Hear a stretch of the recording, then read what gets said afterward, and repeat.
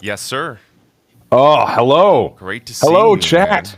Yes, great to finally we've only ever talked on the phone and in text. Like we never talked Yes. face-ish to modern face to face. Yeah.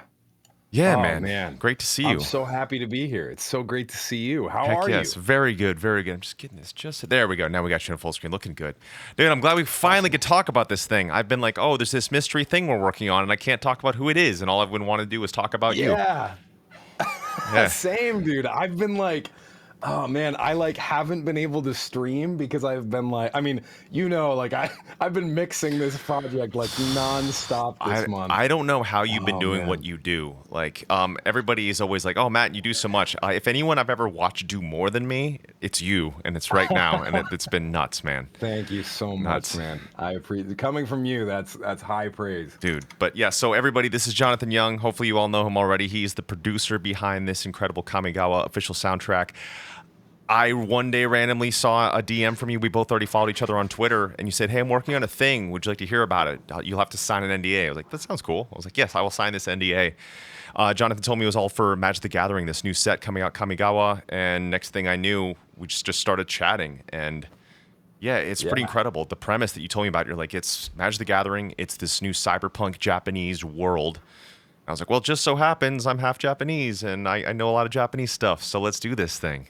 Yeah, and it was funny. I remember I told you this, but like I've been listening to Trivium for, oh man, I'm gonna date myself here. I've been listening to Trivium since I was in high school, which would have been, oh man, 2011. I think was when I first started listening to Trivium. So you were in high So school in 2011? I graduated in 2012 from high school. Yeah, Young man, yeah, you're Jonathan ageless. You Young, look man. young, but the beard is hard to tell. You could be Yeah. 19 or you could be 32. Yeah, it's the age old metalhead with long hair that looks somewhere between 20 and 40 years old. Well, dude, it's awesome because I've heard your metal stuff. I'm familiar with your YouTube channel, and it's always been amazing. I was like, man, this guy makes incredible metal, but I had no idea you can do the electronic stuff you do. How long you been doing this? I haven't. Crazy.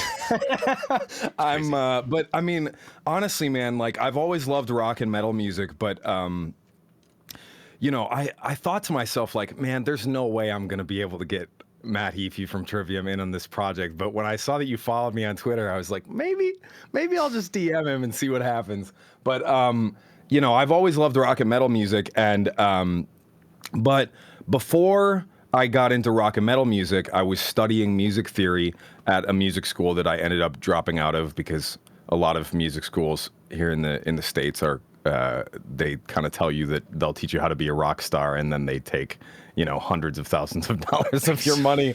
So I dropped out of this music school studying music theory, and what I was doing there was mostly keyboard stuff. I was mostly learning music composition and like jazz stuff. So I have like I've been making, I guess, kind of jazz pop music longer than I've been making rock or metal for the most part, and that kind of allows me to just like slip into all these different kind of styles whenever I need to, just because of the sort of piano background, which is great because I have just enough knowledge of music production that when I first started this project, I kind of buckled in and did a ton of homework on like the fundamentals of EDM music production, and I can't take all the credit because there are many other amazing producers on this project who I was taking notes from as well.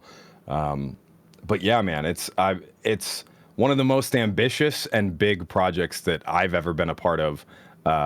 Putting this together over the past month, and I don't know if I told you this, but when we started this project, we thought there were only going to be like 5 songs. Yeah. We were like, okay, we'll try to do 5 songs in January with a couple different musicians, and you and I alone did 5 songs together on this project. So I'm so happy. I am filled with joy with how It's all the stars amazing. aligned. I mean, for everybody, and even for the Wizards team that are watching this now or who are going to watch the VOD, I mean, I don't know if everyone is aware of the lengths that you went through, because originally when you talked to me, I was like, oh yeah, I can mix and master my own stuff, so I'll do this, and I was gonna write the songs and put the electronic stuff in.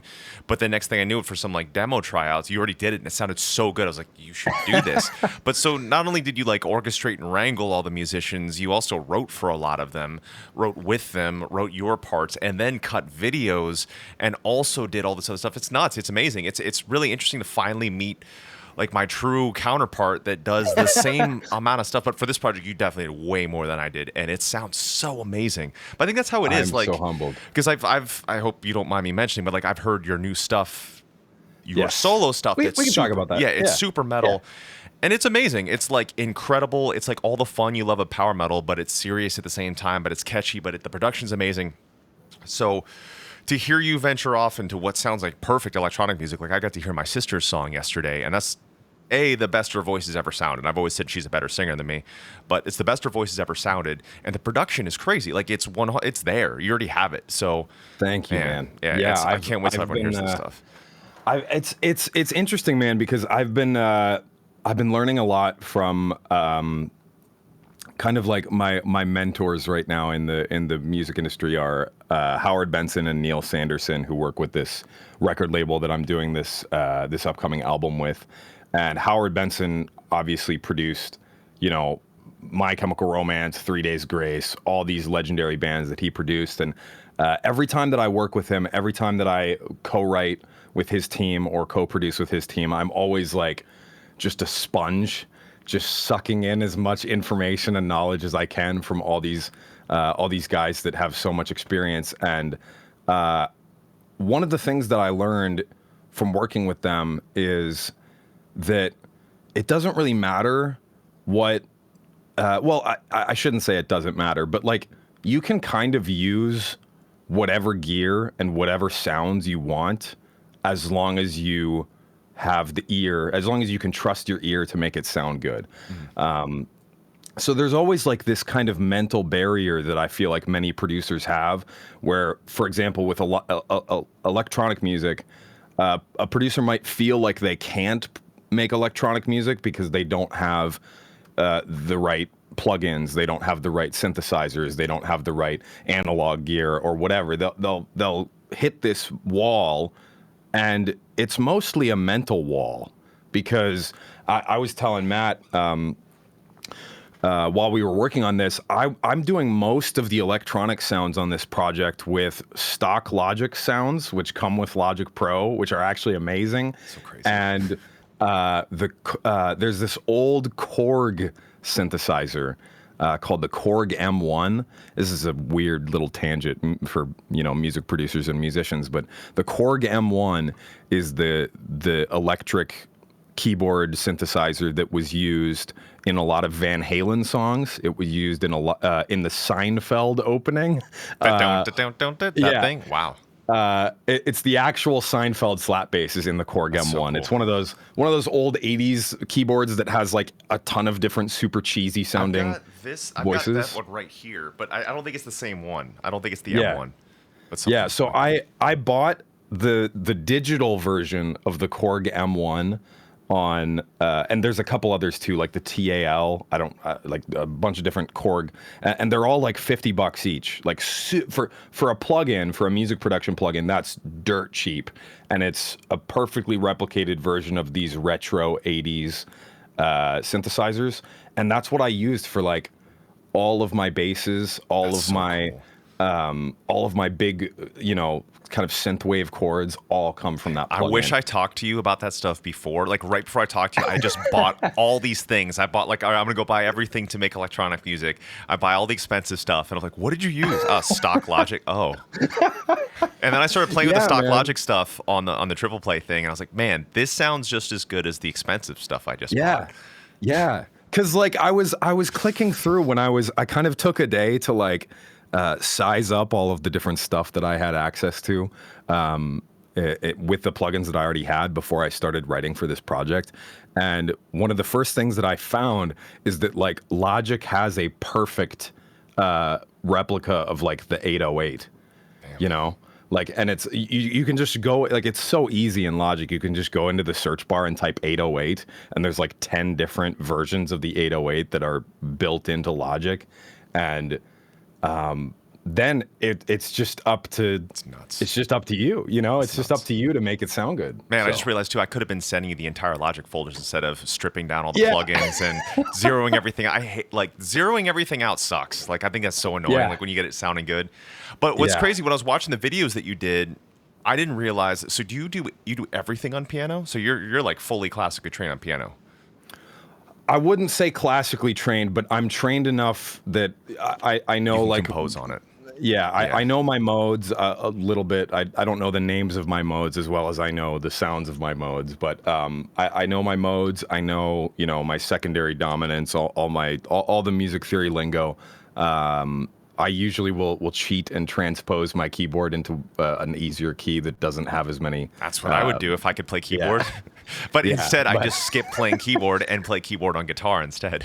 Well, but I mean, I can't. I mean, you know, you've been gassing me up a lot. I can't touch you on the guitar, man. Like I don't know, man. I can do chugs, and that's where I live feel like on the guitar. I've been kind of feel like since doing this, if you and I started some kind of like creative agency for bands where we could like write for them and tell them what to do, like this full, like if there were like if there was like what was it, Mad Men, Don Draper's company. Yeah. If that the modern day, you and I ran that and bands hired us to make them like hit singles or records or content, that would be us. It's funny you mention that because I've already been building that. Like the past 2 months, I've been working. After on doing this, I was like, man, I never thought there'd be like Yeah. someone else who was like, man, like we could absolutely work on the same wavelength because we both just Yeah. it's go go go go go.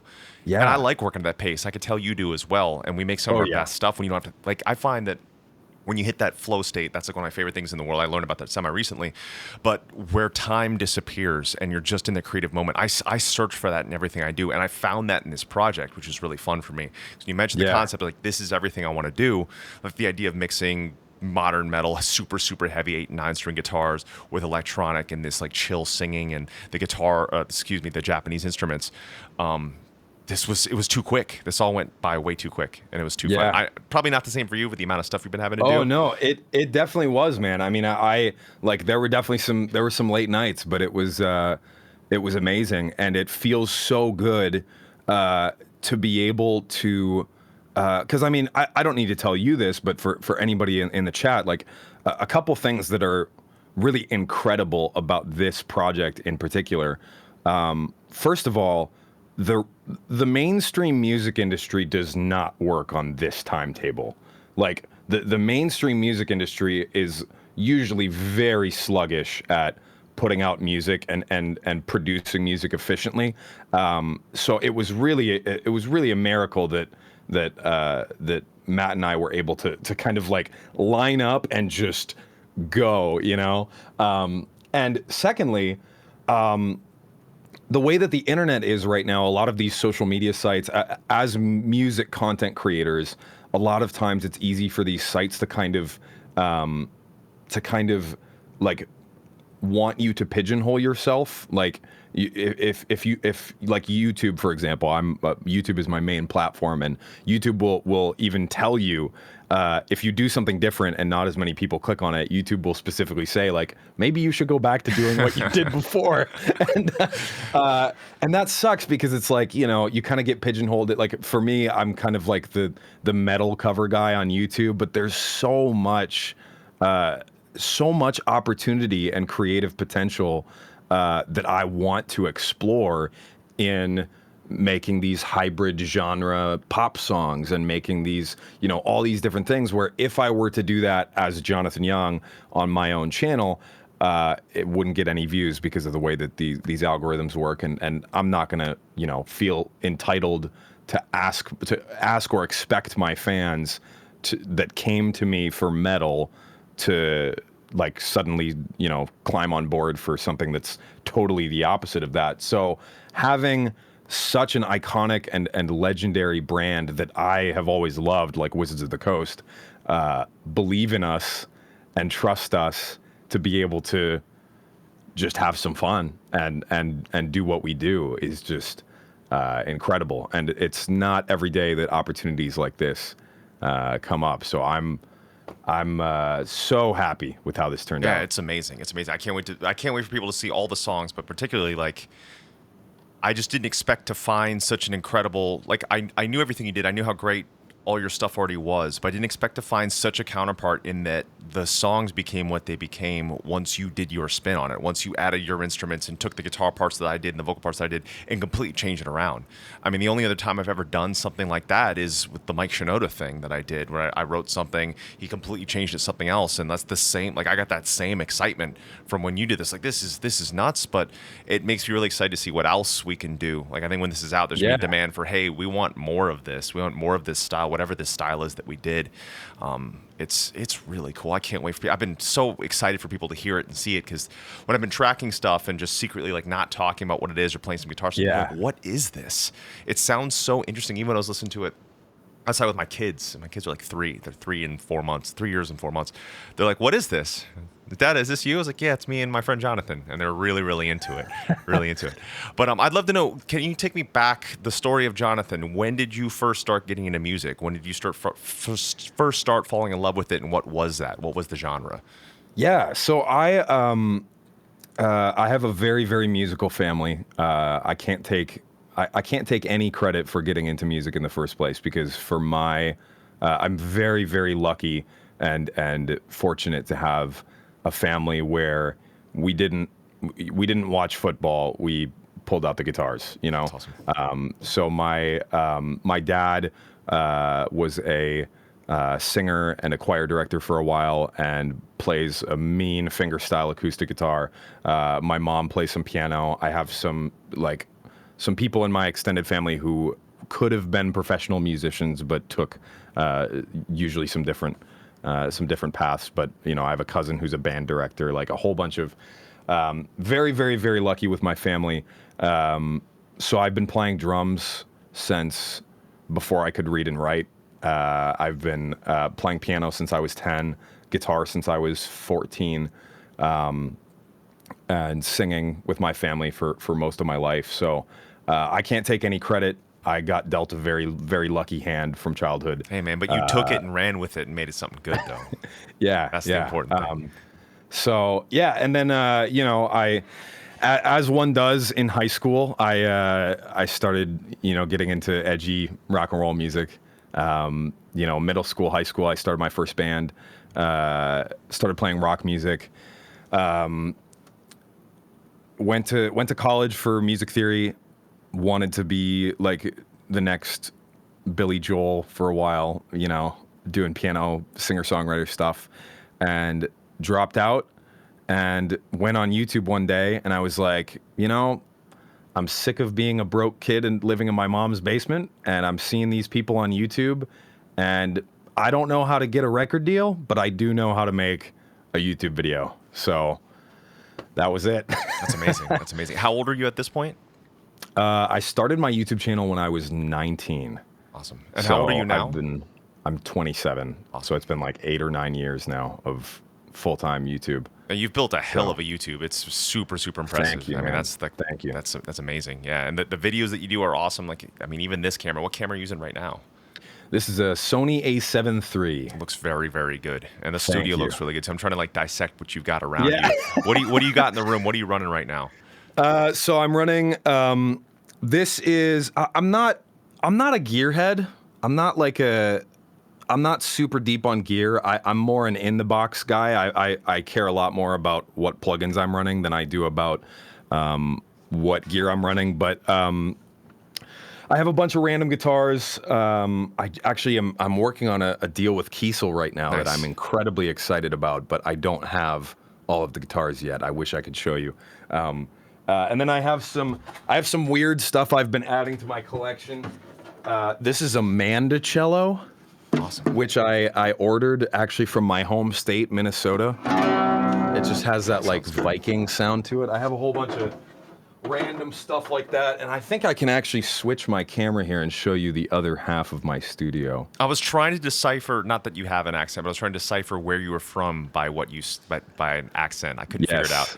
Yes, I'm Our from Minnesota. Awesome, Minnesota. Yeah, one of our, Yeah. our touring security guard is from Minnesota. He was a fighter up there, and then we convinced him to get out of fighting and move down here. But his when he's around other Minnesotans, they all pick up this super heavy Minnesota accent. Oh yeah, oh Yeah, yeah. But Darcy made some bars last night, and I think exactly. the Vikings are going to the Super Bowl. Yep. If we get you, Andre, and Sarah Dope from Astro together, that's going to be a very, very Minnesotan Nice. chat. Yeah. Damn, so you got it all, yeah. There it V is. drum kit, all the guitars, Yeah. keyboard. Yeah. So I have two Elise's drum kits that are jerry rigged together because two cymbals is not enough for me. Yep. And hurdy-gurdy mandolin. Oh, dang, got the hurdy-gurdy too. Yeah.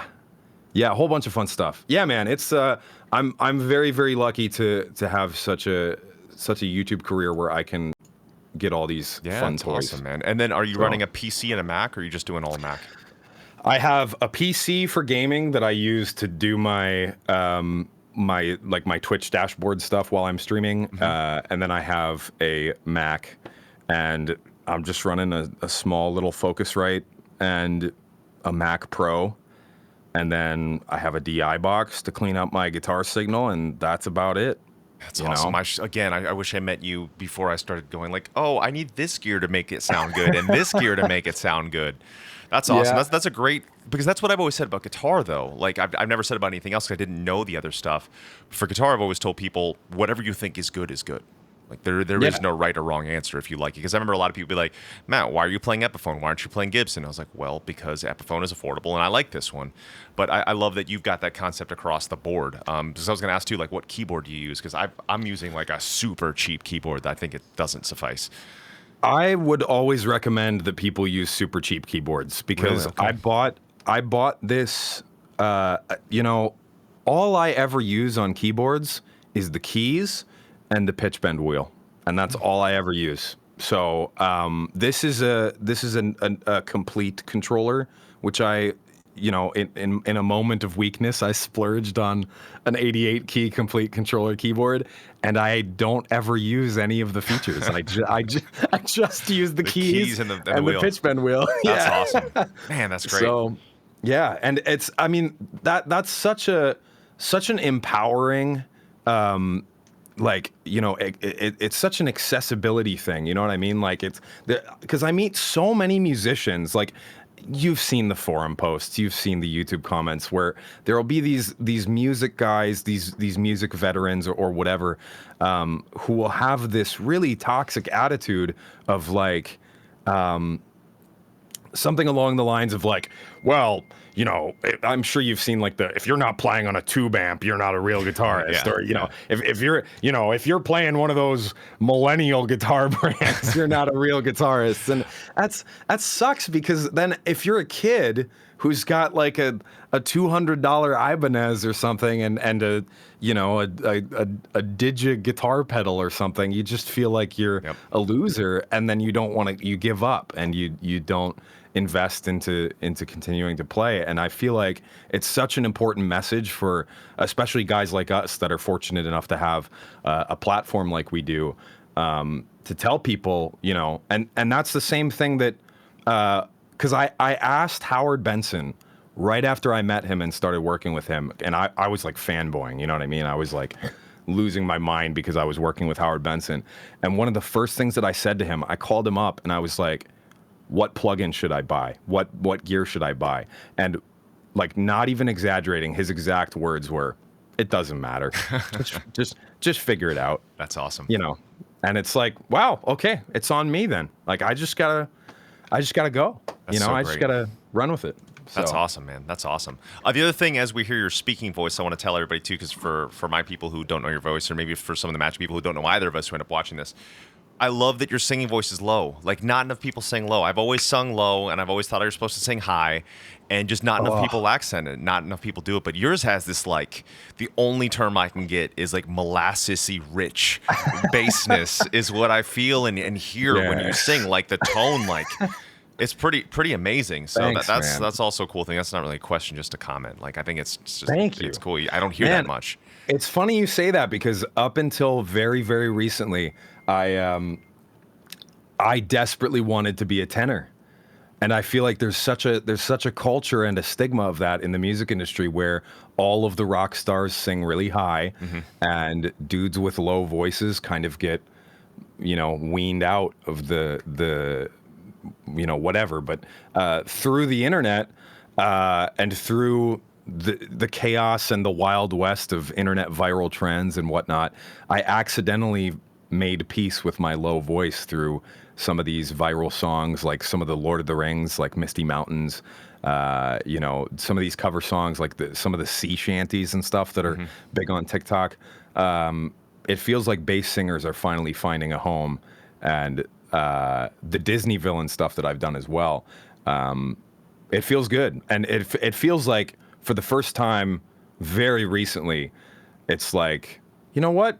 I'm gonna sing low, and that's who I am. That's what I was born with, and that the record label executives who think that that's not marketable can suck it. You know.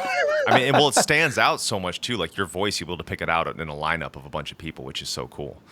Yeah, it's awesome. It's funny that we've both done bard songs. We've both done sea shanty things. I didn't even realize that we both have done them. So that's really cool. Like there's definitely a lot of parallel universes going on here, which is really cool. Yeah. It's rare that I feel that. Normally it's like when I talk to other music, like people that are in bands, like strictly bands who don't understand content creation, don't get YouTube, don't get Twitch.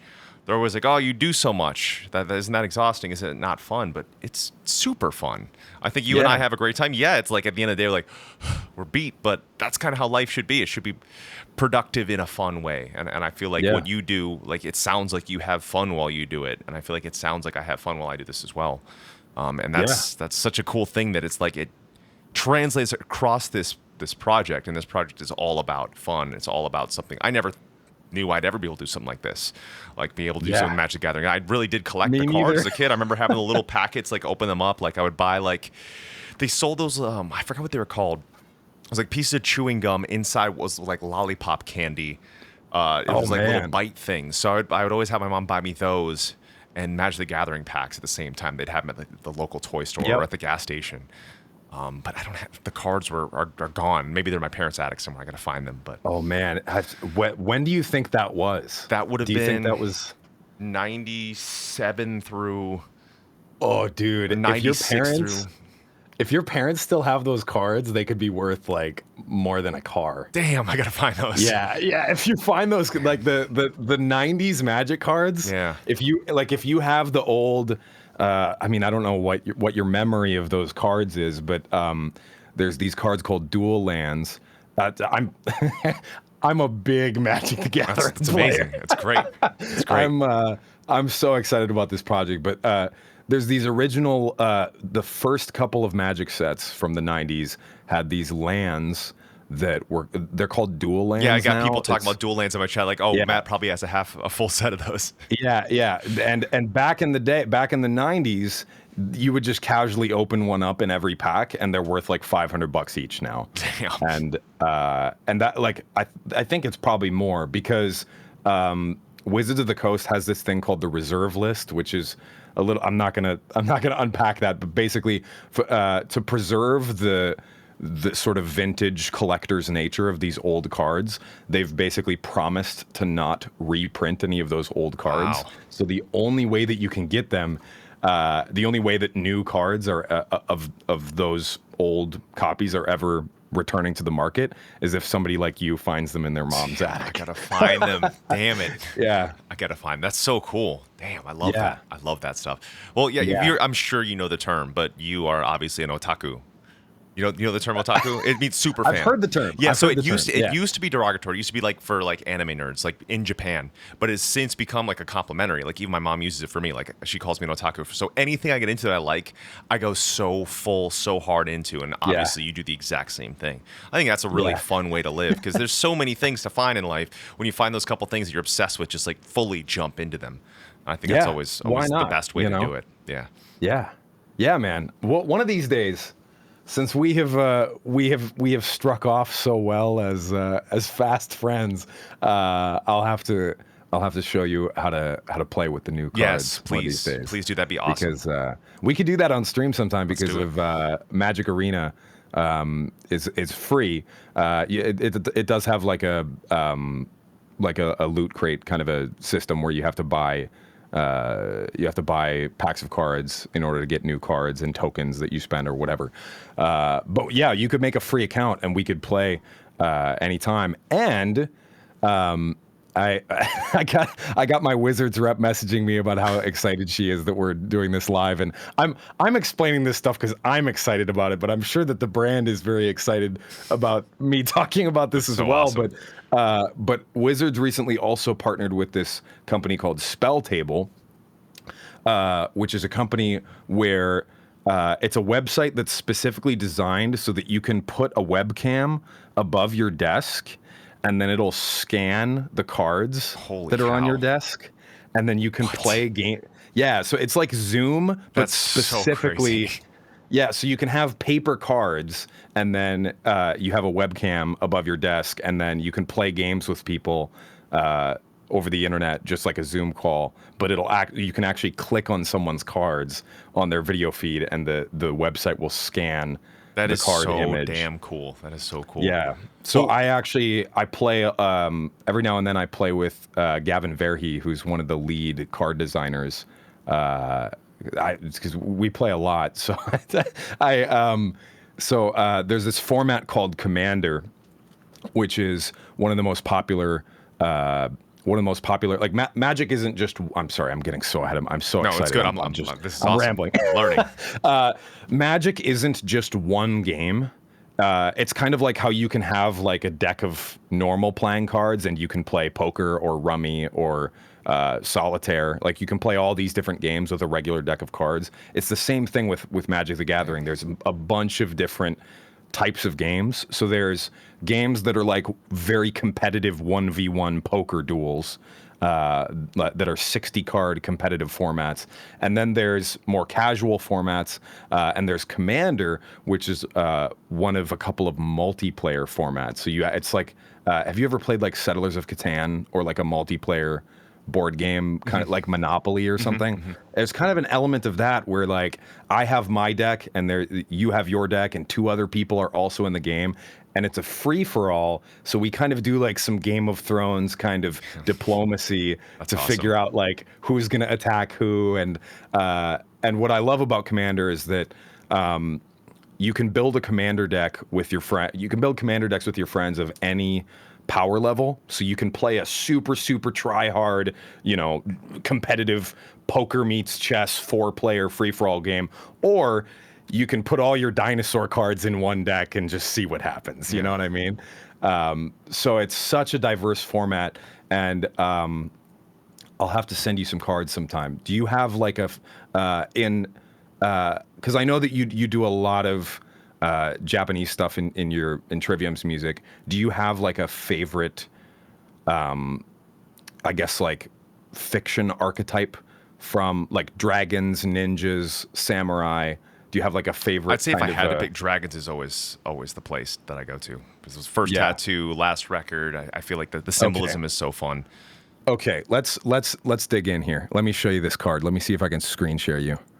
So what we got to do is, next thing we do with Wizards, we got to get down to Wizards HQ, and then you and I have a game there, and we like multicam film this thing, score the thing, all of that. Okay, so I'm going to show you this just to show you how expansive Magic the Gathering is and how you can really dig in here. Let me see if I can share my screen here. Let me know if you can see this. I think I got to click on that. Let's see.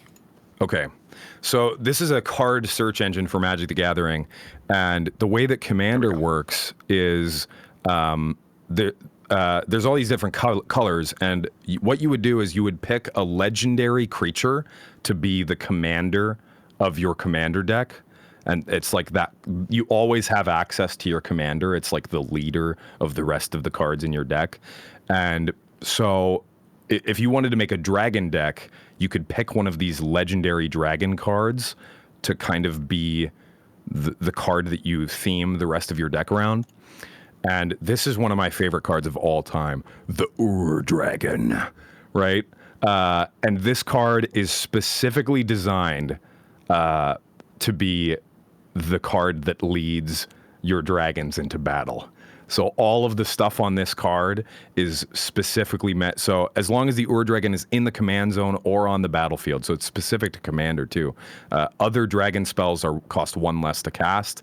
And then whenever 1 or more dragons you control attack, draw that many cards, and then you may put a permanent card like a dragon from your hand onto the battlefield. So pardon the rules mumbo jumbo, but this card is absolutely insane. And what you could do is you could pick up a copy of this card and then start putting all of your other dragon cards into a deck with this guy.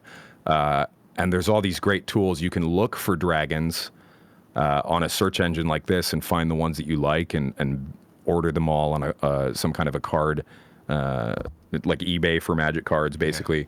Yeah. Or you could go to your friendly local game store and just ask the person at the counter, hey, do you got any dragon cards I can look at? And just pick some up. That's and awesome. Just kind of go on an adventure and see what cards you run into. And it's kind of like a fun scavenger hunt. That's awesome. And that's so cool. It's so like this plays exactly what I've always been talking about, how the aesthetic of this, the aesthetic of Magic, the aesthetic of D&D, the aesthetic of Tolkien, the aesthetic of all this, it's so metal. It's always been metal. Yeah. And I love that so much because I've always said video games like this, like anytime you ever see D&D in something, ever, like you see it in Stranger Things, that's the roots of metal. That's the roots of getting into metal. And you get that, I get that. Like the people that I speak to that don't understand metal, I don't understand. It's not just something you turn on. It's not just radio you listen to on the drive to work or music you have on the background of the gym. It's something that it fuels your entire life. And it's the same thing as this, like the excitement of this, the excitement of like the art, like just seeing all that art. I hear what each card should sound like.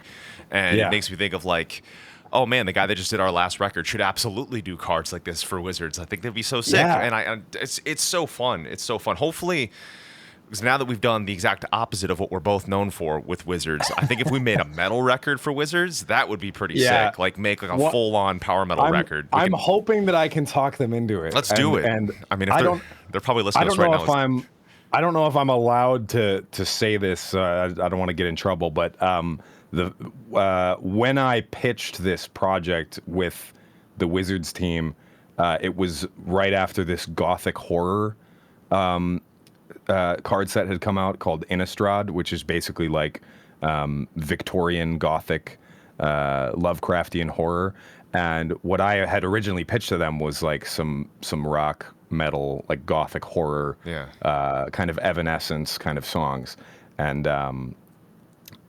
it's so there's so many opportunities and avenues that can be explored with this, and it's so exciting that Wizards is open to that now, because most brands don't think about those avenues, and it shows that, you know, this is a step into the future, because already there are YouTube channels that are complete, like there's musicians where their entire career and all, like they're paying their bills by making unofficial D&D bard songs, and that's their whole channel. That's incredible. You know, like they're getting like bajillions of views, literally just like writing these new tavern shanties that are specifically based on their D&D campaigns with their friends. You know, that's amazing. And have you heard of the band Unleash the Archers? Yeah. Their singer was in this little side project where they all cosplayed as Magic the Gathering characters. That's amazing. Grant's a Twitch streamer as well. I see him pop in here a lot. Yeah, he's awesome. Yeah, that's so cool. Well, when you're mentioning this stuff, like I pictured like what I think the move would be if we ever were able to write like what does the metal Wizards Magic sound like? Pitch that to like Vakken Open Air and Bloodstock and have that actually play live, because like in Europe is where this thing would really translate. Like in America it'd be clubs, but we like if you partner up Wizards with Vakken and have this played in there, because they've got different areas at Vakken. Vakken is basically like, have you been to Vakken before? I have not. It I have is not been like to Europe the yet. metalheads Disney. Like you go down there and they've got like Future World, they've got Medieval World, they've got all these different things. Then they've got just every single great metal band ever playing there that relies on nothing mainstream to have to bring people in because it always just sells out regardless. But Yeah. having that thing played with like full on action of just like in a Monomar show, having people battling on Yeah. stage during these songs and all these intense pyro shows, like I could see that killing in Europe, like Yeah. absolutely killing in Europe. Like Yeah, this is a man. metal theme. It's one of those things where like it's fascinating to me as like we mentioned before that you and I have kind of needed to learn how to do everything ourselves, being content creators, and a lot of musicians don't always think about the marketing side of a lot of this stuff. But I'm not always happy about how much I think about marketing out of necessity, being a content creator, but because I have needed to think about marketing to keep my own career alive, I've thought a lot about like you're saying, the intersection between video game escapism and fantasy, the resurgence of fantasy, and like D&D is more popular than it ever has been. Like older people sometimes like have this perception of D&D like it was this silly thing that kids did in the 90s, but no, like D&D is bigger than has ever been in history. Magic the Gathering, I believe, just had its most profitable year in history. So cool. And like this is like kids love this stuff, adults love this stuff, and it's not this dichotomy of like cool kids listen to Billie Eilish and Post Malone. Who Post Malone also I saw the plays picture. Magic. Yeah, I saw the picture. Yeah, That's so cool. it's not this like the traditional United States marketing world tends to have this perspective of it's like a binary of like cool and modern versus fantasy stuff that isn't hip. Yeah. And a lot of brands always kind of are scared to just embrace like, yeah, sword fighting and dragons. Hell and yes. it's gonna be Dude, I mean, look awesome, at Amon Amarth does like 10,000 people a night across Europe. Yeah. Like, they've always been one of my favorite bands in the world. I remember one of our earliest tours ever. It was Amon Amarth opening, us direct support, and Children of Bodom headlining in like small clubs. Wow. And I was like, this is incredible. Like, I wouldn't exist without Amon Amarth. I wouldn't exist without Children of Bodom. But now finally, like, the U.S. sees what I've seen since the beginning, and now they're a massive band here. I think that it's not just the intersection of those two things that you mentioned, like fantasy and like D&D and magic and games, but it's those two and then metal on top. Like those three things I've always felt are so much so for the outsider, which to a degree, like I want to let more people in. Like I'm always all about exposing people like, hey, this is what metal is. This is what our band does. If you love it, you should come on in because it's a lifelong, amazing, amazing community. But if you're not into it, that's also kind of what the backbone of it is a bit as well. Like, all right, this is for the people that couldn't find the other thing, that didn't blend with the traditional sports, the traditional bands that we're supposed to like, but we fell in love with something that we discovered and were able to really dig into. So I think there is so much. So that's ever since like I started streaming on Twitch, I was like, I need to expose more metal to gamers. I kept thinking every gamer would have been into metal. But I talked to several streamers that were really big, and I remember I was playing with Dakotas, who's still a good buddy of mine, incredible Fortnite streamer, and I was telling him about my band. And he's like, I'm not too familiar with metal. He's like, is it mostly just the screaming stuff? So I showed him a couple songs I figured he'd like based off the indie bands he liked, and he's like, oh, this is cool stuff. And then he's like, you kind of have to open people's ears a little bit, and it's just been so exciting to be able to bring that into here. The same thing with what you're doing with your audience, but those intersections of that triumvirate, the holy triumvirate, that is such an amazing thing, and it's cool that we could play around with it as well. We get to jump in and make an electronic kind of chill record that also has some really cool elements of the heaviness, and then maybe exposes people with the heaviness with the screaming section of the one song with the 8-string guitars, and then we could branch off and be like, hey, this is what we also do.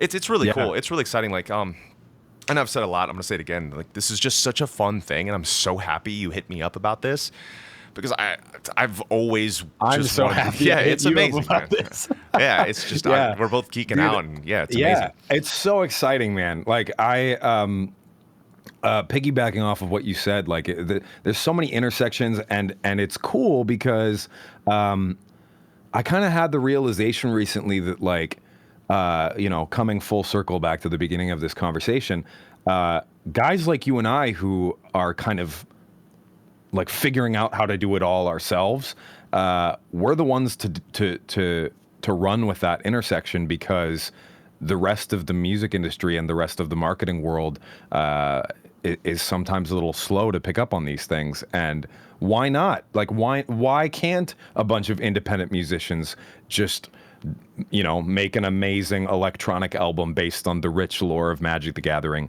in a month? Like, there's nothing stopping us other than, the decision to do that. And like you said, with like the Europe stuff and these intersections with gamers and stuff, not only do I feel like the United States rock and metal scene kind of hasn't yet woken up to the fact that kids like fantasy and World of Warcraft and escapism and D&D and they want music that's about sword fighting instead of bar fighting. Not only does the world have some waking up to do in that regard, which maybe that's us. Maybe that's projects like this. I very much think so. Because if you look at American festivals, like I don't want to be a naysayer here. Like, I know people are very excited. We've got so many of them, but it's all the same bands that are still all the same bands that have been on the radio since the mid to late '90s, and it's only those bands really that are headlining these rock festivals. And there's no new space or breathing room being given to these incredible new slews of metal bands or these bands doing something different. And I hope, and I see it spilling over here a little bit more. So, I do believe that we have to be the change that we want to see. I don't know if I'm paraphrasing. I don't know who said the original quote. But definitely one of the things that I've seen with a lot of musicians and musicians that I've talked to is, and this isn't a knock on all of them, this is a knock on some of them. I remember we were touring with a band who they were headlining, and the guitar player, we were one of his favorite bands in the world. I was like, hey, man, thank you so much. He was asking me about guitar. I was like, you know what? Let's do lessons every day of this tour. I was like, I'll have a rig set up for you backstage. I'll give you guitar lessons every single day. I'm ready. I've got our 2 rigs set up. I'm sitting there looking at my watch. Where you at, man? 3 hours later, I get a text back. He's like, dude, I just can't practice on tour. I'm like, okay, cool. So that is definitely one of the big problems, like with the underlying, like even young musicians, maybe older musicians too. I feel like musicians sometimes, they're not hungry enough, and they don't want to work as hard as content creators do and have to. Content creators work their asses off. It's insane how hard they work because they have to do everything on their own. Learn to do video editing and music and play the music and write the music and the marketing themselves. And I love that so much. I love that attitude. That's almost like, that's the hunger of being a band in the first place all over time. Like starting a band, getting in the garage together with your friends and writing the first batch of songs. And that's the ethos that we have in our band. But I feel like it's so cool to meet another musician that came from the, I believe you, and correct me if I'm wrong, but you, judging by your story, you started from content creation and have been working into music. I feel like I started music and been working into content creation. So again, it's the intersections that we were talking about. And I think that because both of us understand both worlds from having started in one and shifted into both, it's just really exciting stuff. And, it's interesting that you say that, because it's like, I don't think a lot of people realize how big of a paradigm shift this is with the internet and with content creation. Because when I'm like the last generation that remembers pre-internet. Guys around my age, we grew up and we remember when our parents still had dial-up internet, and I remember the sound. The reason I bring that up is because there was no YouTube musician or Twitch streamer when I was first starting my first high school band. So when I graduated high school, my vision of how I needed to succeed as a musician was to do what you did, and find a record label, find a touring agency, and get on the road and put out albums once a year, the same as bands always have since the beginning of time. And my perception of if I want to make it, I have to jump through these hoops and go through these gatekeepers. And out of frustration alone of not succeeding at those things, I kind of tried to shove open all these other doors, and I desperately tried to learn marketing so I didn't have to, have somebody else do it for me. Desperately learning video editing so I didn't have to have, how much music videos cost in the old world music, like 10 grand minimum or something for like a major label music video. Like I didn't have that kind of money, so I'm learning how to edit videos. I'm learning how cameras work. And at the time, I thought that I was failing because I wasn't jumping through the hoops of getting a record label and going on tour. But that ended up being such a powerful thing because now there's nothing stopping me ever, you know? And to me, that's so powerful and so empowering to musicians because the gates are open. There's no more gatekeepers anymore. If you want to blow up singing in your bathroom on an iPhone on TikTok, do it. You could do that today. If you want to, be the first person to make a comprehensive hurdy-gurdy, video essay on live on Twitch and post it to YouTube, that could be you. Like there's nothing stopping anybody anymore. So the accessibility is better than it ever has been. The democratization of the music industry and there's so many less gatekeepers, and that's so incredible because the metal scene has always been usually a little bit better about this because, like you said, metal has always kind of been about the outsider, but much of the music industry is vicious about if you don't look a certain way, if you're not marketable, then if you're too old, if you don't have a high enough voice, if you're not marketable in any way, you're out. You're never going to make it through those hoops because the touring agent won't sign you, the record label won't sign you, the producer won't work with you unless they feel that you're marketable in the traditional sense. And it's so amazing how all of these intersections of nerd culture, fantasy fiction, content creation, internet accessibility, and heavy metal are all creating this world where, we could, people can get lifted up by this better than ever before, and I'm just so excited about that. I'm so stoked. What an incredibly motivating thing for people to hear. That's amazing. Yeah, it's nuts too. It's like the same. I didn't know this either, but the same like positivity I always naturally try to put out there. You do the same. So it's like, I want nothing more, and you already are. I just want nothing more than to see you just keep succeeding and you take over. You specifically, because you deserve it. Because you're talented and you're a good person. And man, I'm thankful that we got to do this. But I'm really thankful we were able to connect and now see where we can go from here. Like it's awesome knowing everyone in here is freaking out and how awesome you are, and I just want everyone to know that you're super talented and an amazing person. And before I let you stroke my ego that much, I want to take this opportunity to talk about how amazing all of the rest of these musicians on this project are. Some of which you've worked with. The first one that I want to shout out.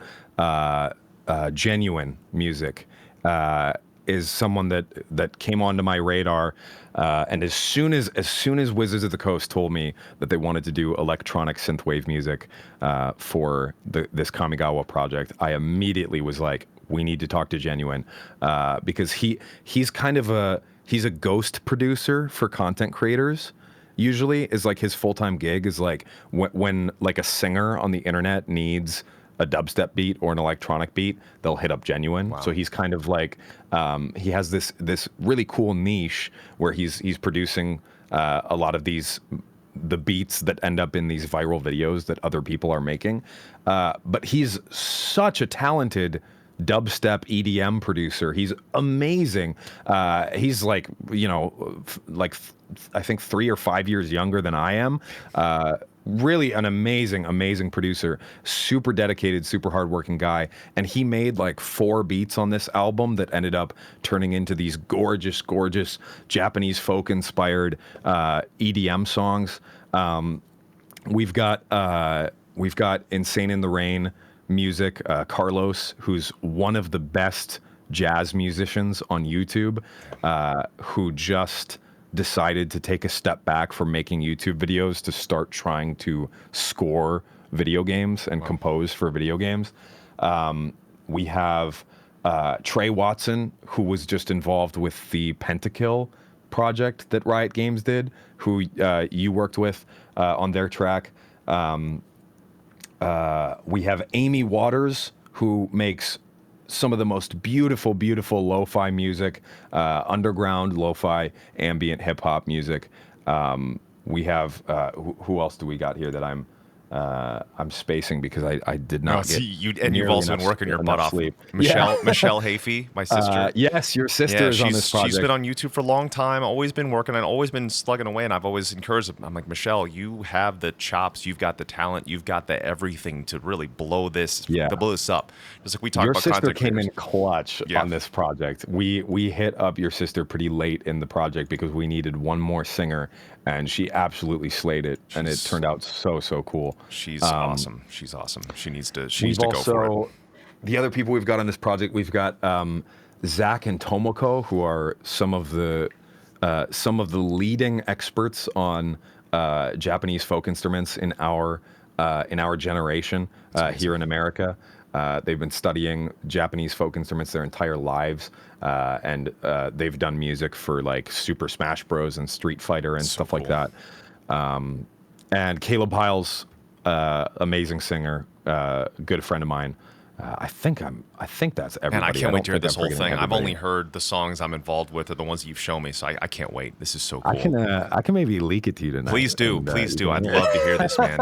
I'd love to hear this. Well, I'd be curious too, just to see where this goes. Like I can't wait to show this off. It's funny, right when I posted about this across all my socials, there were so many people that said, well, I used to play competitive Magic, and Yep. I've been collecting since this age. It's so cool to see that, just like I've always said, like I've been introduced to things like D&D, Magic, Elder Scrolls, World of Warcraft, FPS shoot, maybe not FPS shooters so much, but anytime there's like a lore that stems from Tolkien, that stems from that Yeah. world, I'm like, I guarantee you there's metalheads in there. There needs to be, because that's what that says. That's what that says and sounds to me when I see those things. But absolutely amazing, man.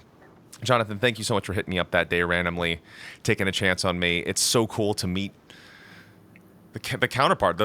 Just like I said, we both came from opposite worlds, coming into cross sections, and it's great to talk to someone that gets it entirely. Because there are days I'm like, man, do people get what I'm feeling today? But you understand it because we both do it, and I really Thank love you the so much, positivity man. that you exude and that you put out, and it's amazing, man. Thank you so much. Please, let's stay in touch every step of the way, course. and I can't wait to Of see. course. I can't wait to see everyone's reactions to the music that you Yeah. produced. Jonathan produced this whole thing, put all the videos together, put this whole team together, wrangled everybody. It's truly amazing, man.